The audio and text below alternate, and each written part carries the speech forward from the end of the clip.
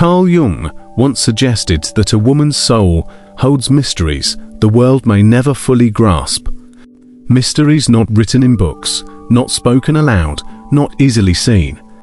Yet, when a woman embodies a high spiritual power, its signs cannot be hidden. They are invisible to the eye, but undeniable to the spirit. These signs aren't about beauty, wealth, or charm. They're not achievements for a resume. They are forces that shape her aura, the way she moves through life, how the energy shifts when she enters a room. Most people don't understand them. Some are drawn like moths to a flame, while others feel unsettled, even afraid. But for those who can see, these signs reveal something extraordinary. Today, guided by the psychology of Carl Jung, we'll explore 5 unseen marks of women with deep spiritual power. Each is not just a trait, but a revelation showing why such women live differently, feel more deeply, and often carry both a blessing and a burden. Stay until the end, because the final mark explains why spiritually deep women are almost always misunderstood, and why that misunderstanding is, paradoxically, proof of their strength. Mark 1. The quiet presence that commands the room. Imagine a crowded space full of noise, laughter, and chatter. A woman enters quietly, without announcement. She doesn't seek attention. Yet, the atmosphere shifts. People glance her way. The energy changes, though no one can say why. This is the first unseen mark, the aura of quiet presence. Carl Jung spoke of them on a personality, an individual who carries a mysterious, almost magical energy that makes others feel they are in the presence of something greater. It's not about looks or behavior. It's a subtle spiritual gravity, an unspoken authority. A spiritually powerful woman radiates a stillness louder than words. Her silence unsettles some in a world addicted to noise. Others find it magnetic because in her presence, life's masks and distractions momentarily fall away. This presence can't be faked or rehearsed. It's not external charm. It's the residue of inner battles fought in solitude, of nights wrestling with shadows, of strength gathered not from applause, but from surviving storms no one else saw. People feel she carries something ancient, timeless. That's the first mark.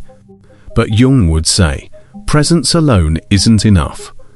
Something deeper shapes it, something born from suffering. Mark 2. The wound that transformed into wisdom. Every woman of high spiritual power carries a wound.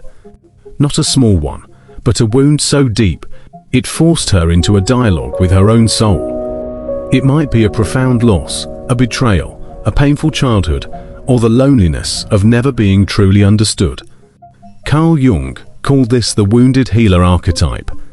He observed that those who have suffered deeply often develop a profound capacity to guide, heal, or inspire others, not from theory, but from lived experience.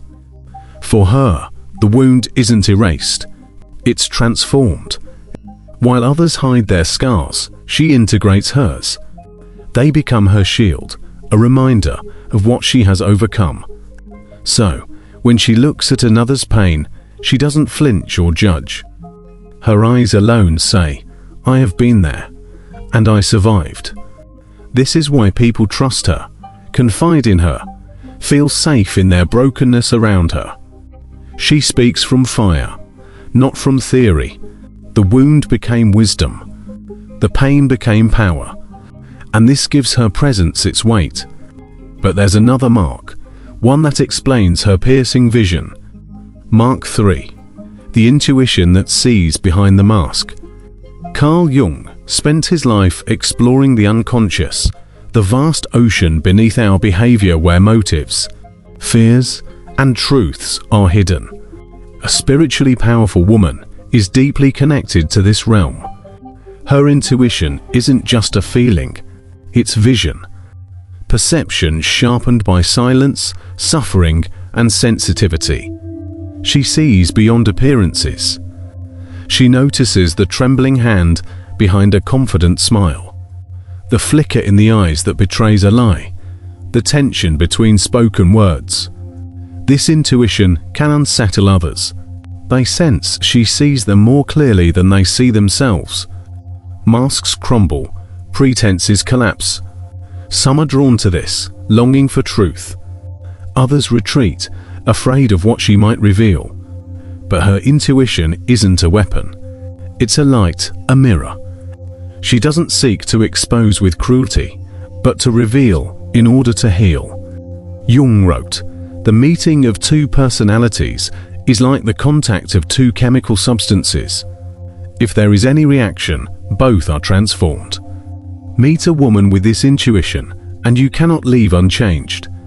Yet, this gift of vision comes at a price, a profound need for solitude. Mark 4.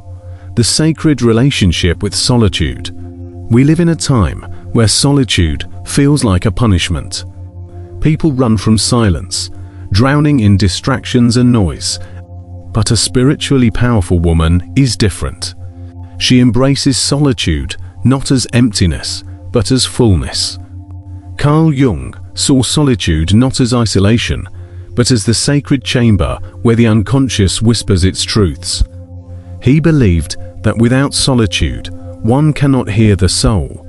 For her, solitude is her temple, sanctuary, and forge. It's where she listens, heals, and gathers strength. Picture her sitting alone, comfortable in her own company, not escaping into her phone. That stillness isn't loneliness. It's the sign of someone who has befriended herself. This relationship with solitude often leads to misunderstanding. People assume she is lonely, strange, or aloof. They project their own fear of silence onto her. They can't grasp that her solitude isn't a prison. It's a source of power. And to embrace such solitude means she has also embraced what most avoid at all costs, the confrontation with darkness. Mark 5. The courage to face her own darkness. Carl Jung said, "One does not become enlightened by imagining figures of light, but by making the darkness conscious." A spiritually powerful woman has walked through her own shadows. She has faced the inner demons most people deny, repress, or bury the fear, rage, despair, and chaos within. This confrontation isn't glamorous. It's terrifying to look at your own darkness and not run. That is the rarest courage. And because she has done it, she doesn't fear the darkness in others. When others drown in shame or grief, she remains steady. She can sit with pain without needing to flee. Her strength isn't a denial of darkness, but the integration of it. She doesn't pretend to be pure or untouchable. She knows wholeness requires the shadow. Light without shadow is an illusion. True power is the ability to carry both. This makes her resilient in ways that seem almost supernatural. Storms that would break, others become her teachers. Chaos doesn't shatter her, it refines her. So, what do these unseen marks reveal? They reveal that true power isn't loud, boastful, or obvious. It is quiet presence. Wisdom born of wounds. Intuition sharpened by silence. A love of solitude. The courage to face darkness. And the willingness to be misunderstood. If you recognize these in yourself, know this: they are not accidents. They are initiations. Signs that you were chosen not for an easy path, but for a deeper one. If you see them in another woman, honor her. Women of such spiritual power are rare. They are both fragile and unbreakable, gentle and fierce, human and more than human. Carl Jung wrote, "The privilege of a lifetime is to become who you truly are." For women with these unseen marks, becoming who they are isn't a choice. It's destiny. So the question isn't whether you carry these marks. The question is, will you accept them?